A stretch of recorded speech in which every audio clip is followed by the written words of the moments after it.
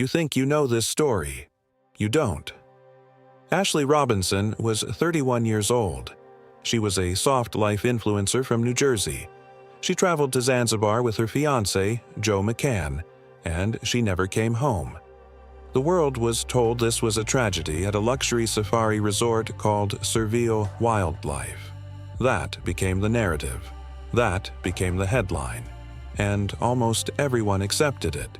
But here is what nobody told you. The resort itself, Serville Wildlife, contacted us directly. And in their official written response, they stated something that changes everything we thought we knew about this case. Stay with us, because by the end of this video, you will understand exactly why the location of Ashlee's death matters more than anything else reported so far. We also have the timeline, and the timeline has a gap in it that nobody has explained. Before we go further, if you are new to the vanished case, subscribe right now. Every case matters, every clue counts, and we do not stop until we find the truth. Now. Serville Wildlife's official response arrived, and it said this: "We would like to respectfully clarify that the incident in question did not occur at Serville Wildlife. Ms. Robinson visited our property and departed in good condition." Read that again. She left. Alive. In good condition. So the question that every person who loved Ashlee Robinson deserves answered is this: if she didn't die at Serville Wildlife, where did she die? Who moved her? And who decided the rest of the world would not know that? To understand why that location matters, you have to understand what the medical reports say happened to Ashlee's body. And those two things do not line up. Here is Promise 1 delivered exactly as we said it would be. The Tanzanian authorities made their initial ruling. They called Ashlee's death self-inflicted. That was the official position. Case closed in their eyes. But Ashlee's family refused to accept that ruling. They commissioned an independent autopsy. And what that autopsy found directly contradicts the official narrative. The independent medical findings documented restricted airflow. They documented cerebral hypoxia, oxygen deprivation to the brain, and they documented a visible mark on Ashlee's neck. Now, Joe McCann gave his account to local police. He said he found Ashlee on a door. That is his version of events. But here is what medical science tells us. You do not get a restricted airflow diagnosis from a standard self-inflicted scene without specific physical indicators of a struggle to breathe. The independent team found those indicators. The Tanzanian ruling did not account for them. This is where location becomes critical. And this is why Serville's statement matters forensically. A luxury wildlife resort operates under strict protocols. There are staff members on shift. There are security personnel. There are cameras covering the property. If a struggle occurred at Serville Wildlife, someone on that property would have heard it. Someone would have seen something. The cameras would have captured something. But Serville Wildlife is officially stating the incident did not happen on their property.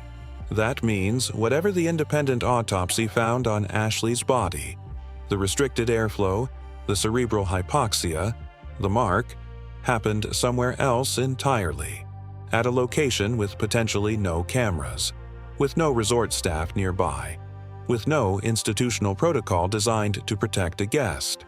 The physical evidence exists. The location of that evidence is now in direct dispute, and the Tanzanian authorities built their entire ruling on a location that the resort itself has now discredited. Someone's account does not match the medical record. And we need to talk about where Ashlee actually was. The forensics tell us what happened to Ashlee's body. What they cannot tell us yet is exactly where she was when it happened. But the timeline might. Here is Promise 2. The timeline. Ashlee and Joe McCann checked into Serville Wildlife. The resort has confirmed they both departed that property. In good condition. That is the last verified moment before everything breaks down, because after they left Serville, they moved to a second location. That location is Zuri Zanzibar. a separate resort. Independent reporting has confirmed Zuri Zanzibar as the location where this incident occurred, not Serville, not the property everyone spent weeks discussing, a second resort that barely entered the public conversation. Now here is the gap that Ashlee's mother, Yolanda Robinson, cannot get past. Joe McCann did not contact Ashlee's family until 11 hours after the incident occurred. 11 hours. In that window, here is what we know happened. 1. Ashlee was transported from one hospital to another inside Zanzibar. 2. Joe McCann was speaking with local Tanzanian police. 3. The reported nature of their conversation involved a described argument between the couple. 4. The couple had been moved from one resort property to a second resort property. 5.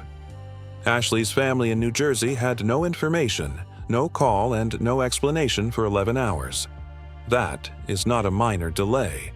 That is 11 hours of movement, repositioning, and conversation, all happening before a single family member was told that Ashlee Robinson was gone. Now consider what that gap enabled. Tanzania operates under its own jurisdiction. There is no FBI presence. There is no U.S. forensic protocol. There is no mechanism to immediately secure a secondary location as a crime scene the way American law enforcement would. Once those 11 hours passed, the window to preserve critical evidence at Zuri Zanzibar narrowed significantly. We are not telling you what happened in those 11 hours. We are telling you that those hours are unaccounted for. And nobody, not the Tanzanian authorities, not Joe McCann, not anyone, has provided a complete explanation for why that call took so long. What takes 11 hours to say?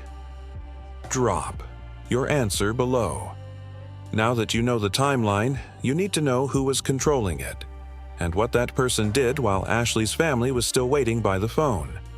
Joe McCann founded Asymmetric Financial. He built his public identity around crypto, capital, and influence. He staged a proposal for the world to see. He put a ring on Ashlee Robinson's finger in front of an audience, and then Ashlee died in a foreign country under disputed circumstances. Here are the verified facts of what Joe McCann did after. He returned to social media. He posted about business. He discussed professional matters publicly while Ashlee Robinson's body remained inside a morgue in Zanzibar. The Tanzanian authorities have since held his passport. They are actively questioning him. As of this report, Joe McCann has not been cleared. Now hold that next to this. Ashlee's father, Harry Robinson, launched a GoFundMe campaign. The goal was $50,000. That money was not for legal fees. It was not for an investigation. It was to bring his daughter's body home from Zanzibar.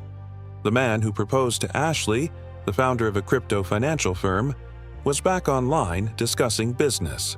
And Ashlee's grieving father was asking strangers on the internet to help him bring his child home.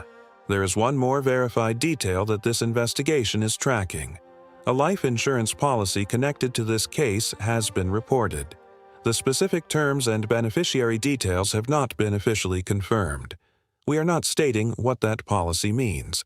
We are stating that it exists, that it has been reported, and that it is part of the picture investigators are examining. Tanzania has his passport. The family has questions. And the financial contrast between Joe McCann's public conduct and Harry Robinson's GoFundMe tells you something that no autopsy report needs to spell out. Does that contrast tell you everything you need to know? Tell us what you think. Tanzania has his passport. The family has questions. And somewhere inside Zuri Zanzibar, there is surveillance footage that has not been made public. This case is not closed. This is where the case stands right now. The toxicology report has not been released. The full independent autopsy has not been made public. The surveillance footage from Zuri Zanzibar, the second resort, the actual location, has not been reviewed publicly.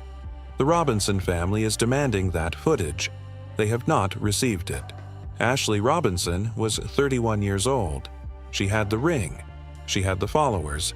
She had her whole life documented in public, and she died in a foreign country with an 11-hour gap in the timeline, a disputed location, a conflicting medical record, and a fiancé whose passport sits in the hands of Tanzanian investigators. Clint Crime is not moving on from Ashlee Robinson. We are tracking every document, every official statement, every update from the Robinson family and from Tanzanian authorities. When that toxicology report drops, we will be here. When that surveillance footage becomes part of the public record, we will break it down for you. Where do you think Ashlee Robinson actually was that night? We read every comment. Subscribe to Clint Crime right now. Hit the bell, because when this case moves, and it will move, you need to be here when it does. Every case matters. Every clue counts.